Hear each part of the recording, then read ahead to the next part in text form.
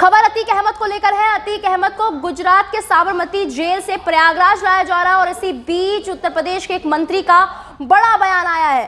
बता दें कि उत्तर प्रदेश के मंत्री ने अपने बयान में कहा है कि अपराधी को पुलिस की गाड़ी में शांति से बैठना चाहिए ताकि गाड़ी ना पलटे। दरअसल यूपी के मंत्री जेपीएस राठौर के उमेश पाल हत्याकांड के आरोपियों को लेकर बयान पर अखिलेश यादव ने निशाना साधा। अखिलेश ने कहा कि सीएम ने उन्हें पहले ही बता दिया होगा कि गाड़ी कहां और कैसे पलटेगी। अगर आप गूगल और अमेरिका से मदद लेते तो वो दिखाएंगे कि गाड़ी कैसे और कब पलटी थी। अखिलेश के इस बयान पर पलटवार करते हुए यूपी के मंत्री राठौर ने कहा कि कार पलटने की बात है। पुलिस द्वारा पकड़े जाने के बाद एक अपराधी को गाड़ी में शांति से बैठना चाहिए ताकि वो सुरक्षित जेल पहुंच सके। अगर वो गाड़ी से भागने की सोचता है तो गाड़ी का संतुलन बिगड़ सकता है और गाड़ी पलट सकती है। इसी बीच एक बड़ी अपडेट सामने आ रही है कि अतीक अहमद को जितने भी पुलिसकर्मी लेने पहुंचे उनमें से सिर्फ कुछ लोगों के पास ही फोन था और इसके पीछे क्या कुछ वजह है, इसको जानने के लिए हमारे सहयोगी शेखर जी जुड़ चुके हैं। शेखर जी, क्या बड़ी वजह है कि अतीक अहमद को जितने भी पुलिसकर्मी लेने गए थे उनमें से सिर्फ कुछ लोगों के पास मोबाइल फोन है? जी बिल्कुल दीपिका, जो वाहन है अतीक अहमद को लेकर वो निकल चुका है, रास्ते में वाहन चल रहा है, लेकिन डिटेल्स जो निकल कर आ रही है उसके मुताबिक अतीक अहमद का जो काफिला है वो रास्ते में रोका नहीं जाएगा।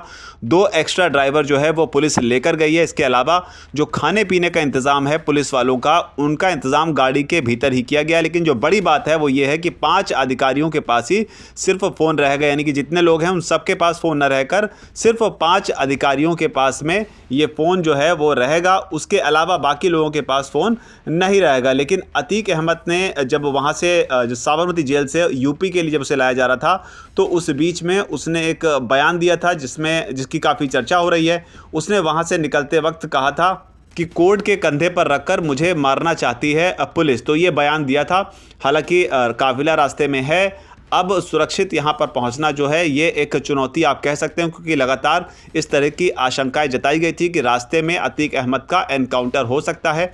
हालांकि इस बीच यूपी के मंत्री का भी बयान आया है जिसमें उन्होंने कहा है कि जो आरोपी हैं, या फिर अतीक अहमद का नाम तो नहीं लिया, लेकिन जो आरोपी हैं उनको जिनको भी लाया जा रहा है वो गाड़ी में शांति से बैठें, क्योंकि अगर कुछ हलचल की उससे ड्राइवर का ध्यान जो है वो भटक सकता है। तो इस तरह की बातें भी, और ध्यान भटका तो गाड़ी पलट सकती है। तो इस तरह के बयान जो है वो निकल कर सामने, और इस तरीके के बयान की वजह से ही अतीक अहमद जो है वो खौफ में है और उसे इस बात का डर है कि जो बाय रोड उसे लाया जा रहा है रास्ते में उसके साथ कोई हादसा हो सकता है।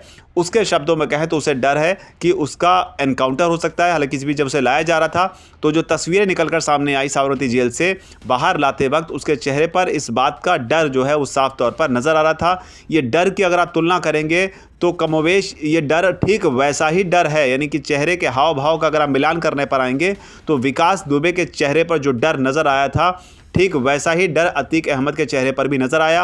अब एनकाउंटर होगा नहीं होगा, रास्ते में क्या होगा, वो फ़िलहाल कुछ भी कहना कयास लगाने जैसा होगा। लेकिन जो फैक्ट्स है उसके हिसाब से यही है। अतीक अहमद ने फिर से बयान दिया है कि मुझे मारना चाहती है पुलिस, लेकिन जो इंतज़ाम रास्ते के लिए किए गए हैं उसमें यही है कि काफिले को कहीं पर रोका नहीं जाएगा, खाने पीने का इंतज़ाम गाड़ी के अंदर ही होगा। वज्र वाहन से पुलिस गई हुई है और उसके अलावा जो फ़ोन है वो पुलिस टीम में सिर्फ 5 अधिकारियों के पास फ़ोन रहेगा। अब ये फ़ोन सिर्फ 5 अधिकारियों के पास क्यों रहेगा, क्या इसके पीछे ये वजह हो सकती है किसी भी तरह किस्म का कोई वीडियो ना बने, कोई रिकॉर्डिंग ना हो, ये हो सकती है, या फिर इसके पीछे कोई और सुरक्षा कारणों की वजह से कुछ भी वजह हो सकती है। लेकिन फिलहाल डिटेल यही निकल कर आ रही है। जी दीपिका। जी बहुत बहुत शुक्रिया शेखर जी हमारे साथ जुड़ने के लिए। आपको बता दें, बताया जा रहा है कि 21 घंटे का समय लगेगा अतीक अहमद को यहाँ प्रयागराज लाने में और 28 मार्च को उसको कोर्ट में पेश किया जाएगा।